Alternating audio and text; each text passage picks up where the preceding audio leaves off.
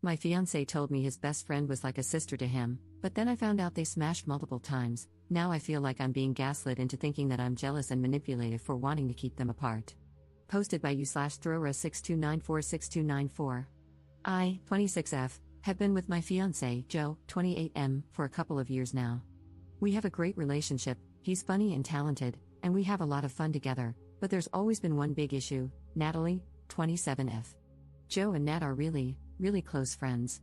It borders on unhealthy codependency for sure. When we met, they were living together, but she was out of the country, so I didn't meet her until we'd been together for a couple of months. They also worked together, artists/musicians. When we started dating, Joe gave me a disclaimer about them and their close relationship, but I didn't really know what I was getting into. Once I met her, I understood it. She's the prettiest person I've ever seen in my life. I heard a lot about her, but no one told me she looked like a freaking supermodel. It was jarring too, because Joe is just average. They started writing music together again and performing, which meant a lot of time alone. I was also under the impression that their band involved multiple people, but it's just the two of them. Natalie always invited me to practices and whatnot, but, to be honest, being around them made me feel like a third wheel. Then I saw them perform, and for some reason, they decided to cover this song that felt like a slap in the face to me, especially given the context of the movie. It's not even their genre. I was extra upset because there's that line, "You can always come in my back door," and we've had issues because I don't like butt stuff. She even bent over and gave a little wink, which made me so mad. Joe just laughed it off and said the song was funny and gets a good crowd response. And they're affectionate. I mean, they're not kissing, but they're always close. Anyway, she ended up traveling a lot for a long period of time for a good career opportunity. I had to talk Joe out of joining her, and things got a lot better with us. We even got engaged, and it was great. Then, for Christmas, we went to his home country so I could meet his family, and things went sideways as hell. First off, Nat was in every family photo, going back years. Then his mom was asking about Nat and later said she'd be out to visit the next week. Joe had a bit too much to drink at this point and got emotional about that, saying he wished he would have known because he would have changed our plans. I pulled him aside and told him I wasn't comfortable with how intertwined she was with his family, especially if we were going to get married. I asked if something could be done about that, and he laughed in my face and told me I could be the one to bring that up with his mom. So I did. His mom looked at me like I'd slapped her, and then the whole family got upset. Joe got really mad at me, and we left. Apparently, she was a foreign exchange student or something, and they were immediately best friends.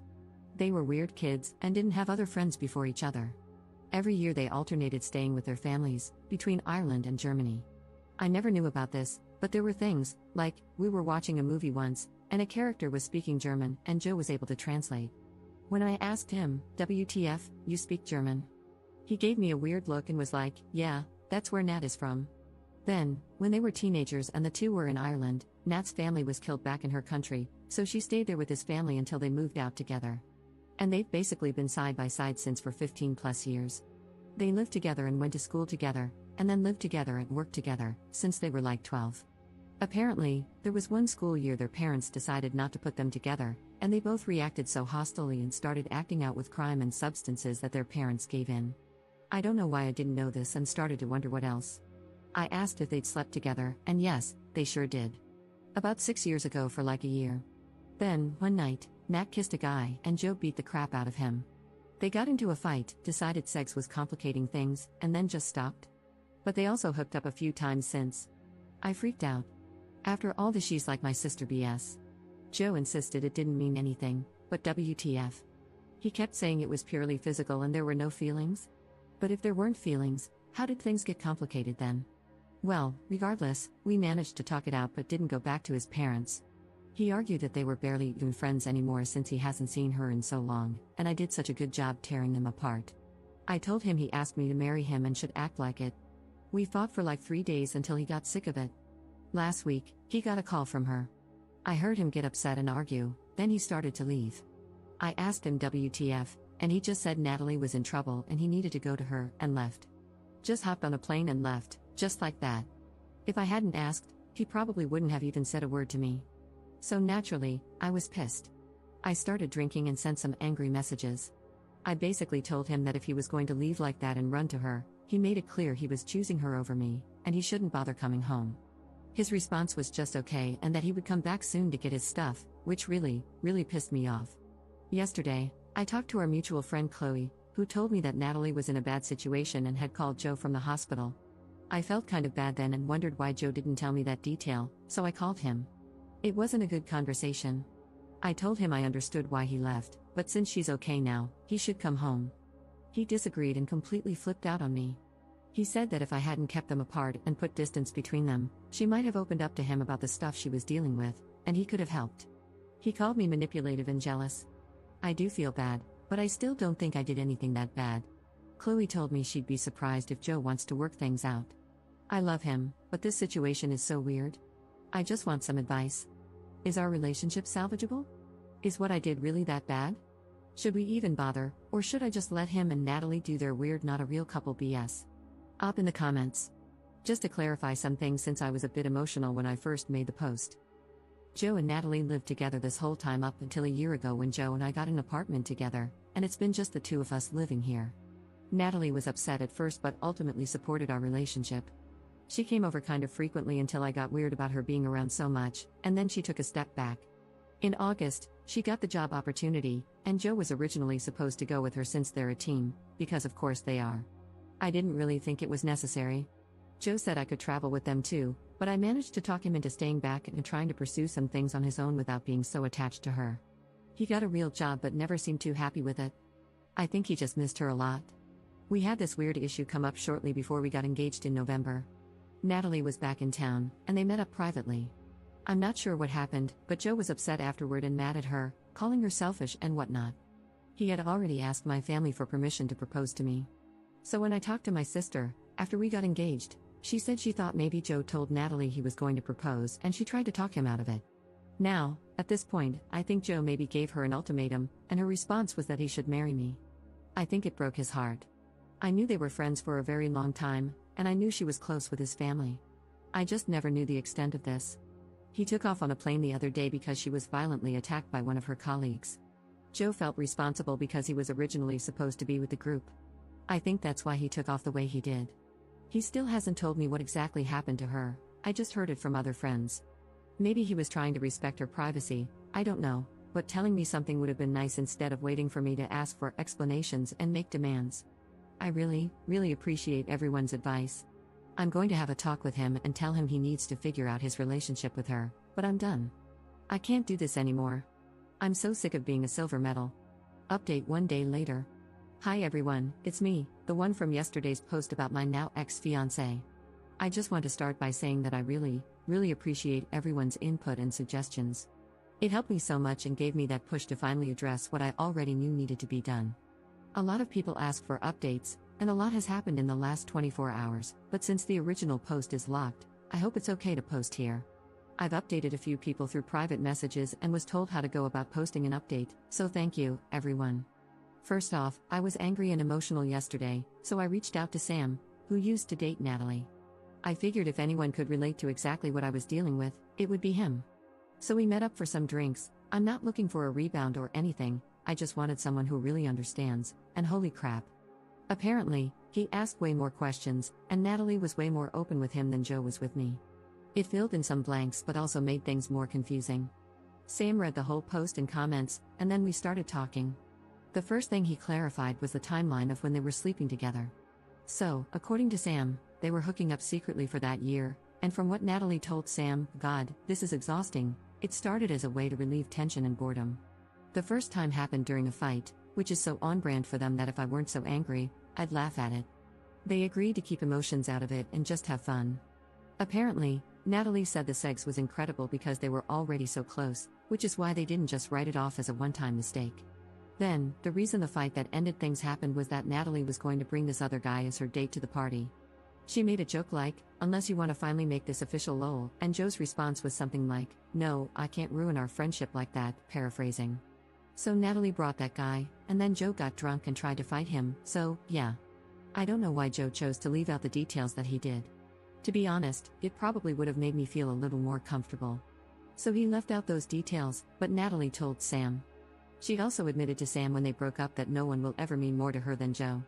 I freaking applaud Sam for not blowing that up and letting everyone know. I'm not that nice. You guys will be proud of me. After a few drinks with Sam, I took the advice that a lot of people gave me. But instead of just sending my last post to Joe, I sent it to our entire group chat that all of our friends are in, including Joe and Natalie. And then I waited. Most people didn't respond in the chat, but I started getting a lot of private texts from friends. After a little while, Natalie responded, and I'll just copy her response here. Emma, I was going to address this privately, but since you chose this approach, I will follow suit. Joe is just average. Is this how you talk about someone you're supposed to love? Especially when he is not just average?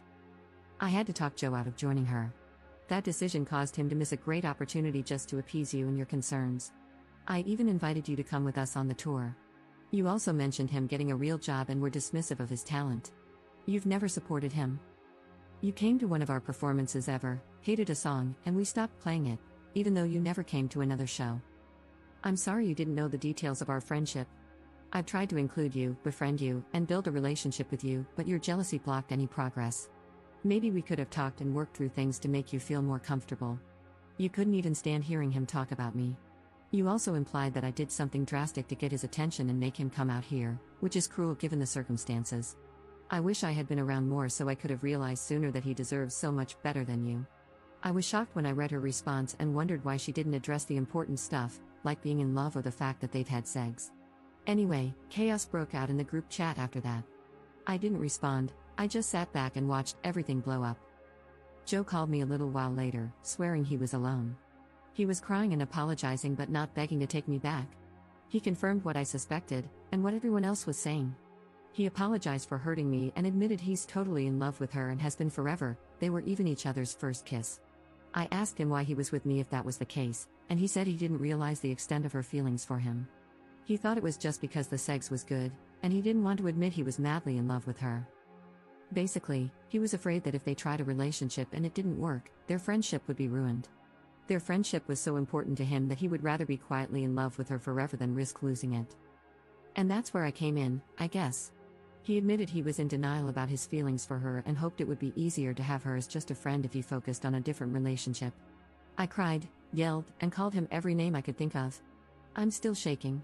He admitted it was a horrible thing to do to me and that he never wanted to hurt me. His insecurity caused this entire mess. Obviously, things are completely over between us.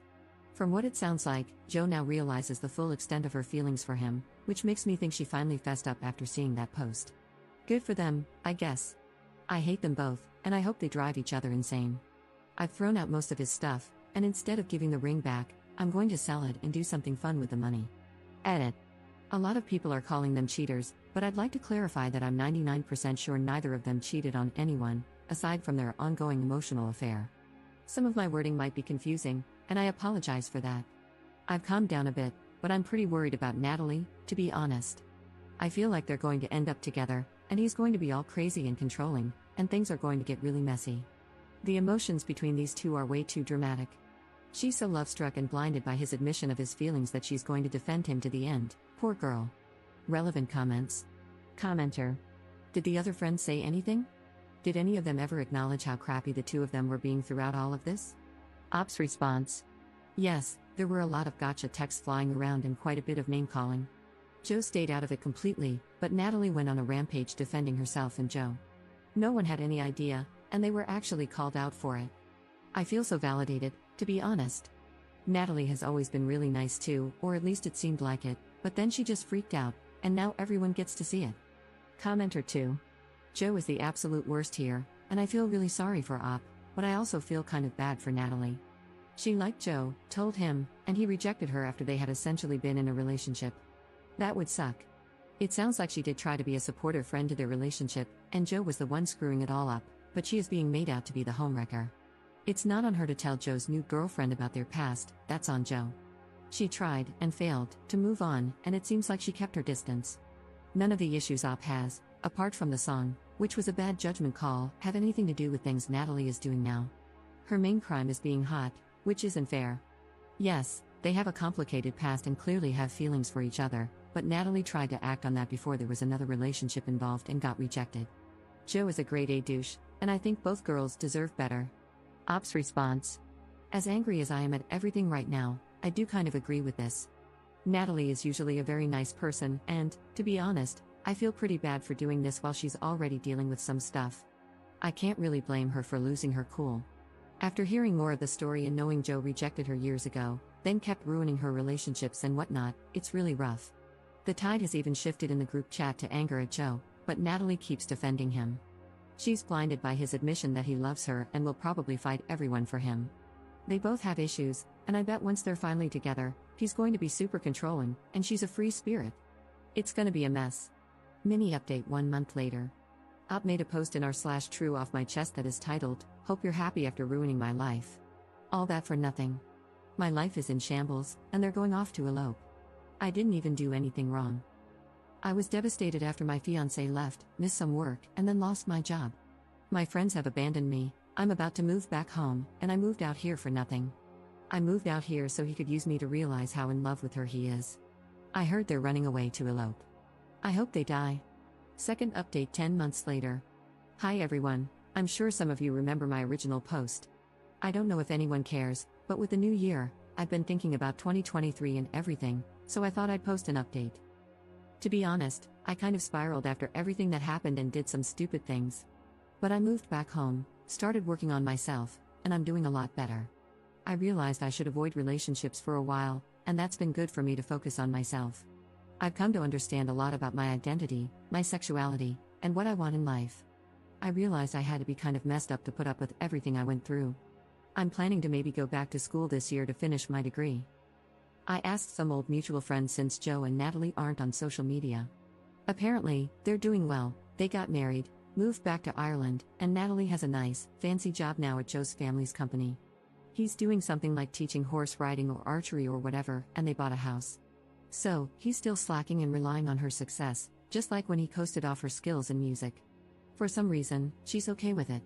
One of our friends made a joke about him being a trophy husband, which is laughable when she should be the trophy, but whatever. That's life, I guess. Sometimes crappy people get happy endings. Up in the comments. They're not even making music anymore, well, except for fun. Turns out they were pretty much using it as an excuse to be in each other's lives, and now that they're married, they don't need the excuses. I'm mad all over again just thinking about them, so never mind. Editor's note. There is supposedly a deleted account that belonged to Natalie that replied in the comments of the last update, but it's unclear whether it was actually her. Op mentioned that some of the details were correct, which is also strange, but not all of them. This was the comment, "This is Natalie." My friend sent me a link to this post, and I made an account just to feed the trolls and kill some boredom. I'm not going to share all the details of my life with the world here, she's already done a good job of that. But reading this all over again has me fired up. You have a very unreliable narrator on your hands. Joe isn't slacking or coasting off my success, and he never did. I'm not sure why she keeps saying that. He put as much effort and talent into our music as I did, not to mention being my inspiration and constant support. We still make music for fun. It's not like he forced me into some nepo baby office job. I've explored my hobbies, I found what I'm good at, and I found what I like. I really enjoy my job at the company, and it puts my skills to good use. Joe is not slacking. This is the same mentality she used to have, that unless someone is wearing a tie and going to meetings all day, it's not a real job, says the barista. I don't care that she's a barista, just an ironic note. I love seeing him happy and working outdoors like he always wanted. I love being a boss beach. There's been lots of confusion about my childhood. My parents died in an accident when I was 17, nearly 18. Yes, I have other family, but I'm not as close to them. I chose to stay with my true support system after that, and they've always been there for me.